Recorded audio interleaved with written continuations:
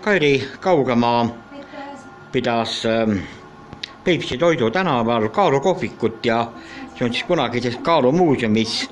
Mille pärast on teie kohvik eriline? No meie kohvik on kindlasti sellepärast eriline, et me pakume ka vegan toitu ja taimetoitu ja meie kaalukohviku ees on suur autokaal. Ja siin oli kunagi kaalumuuseum.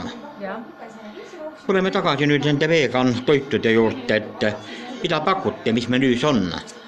Me pakume vegan burgereid, siis me pakume vegan praade, siis Peipsi peedisuppi, siis on meil õunastruudlit magusasõpradele.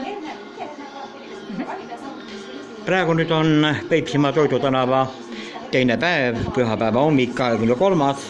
august. Mida siin palju rahvast käinud on? No rahvast on päris palju käinud ja nüüd hakkab juba kell 12 saama ja rahvast tuleb aina juurde ja juurde. Et loodame, et ka täna läheb väga ilusasti. Mis kõige populaarsem toit on? No, kõige populaarsem toit on praetud koha ja vegan burger. Ja rahvast muudki tuleb ja palju jõudu teile. Aitäh! Tulge edasi, palun! Aitäh!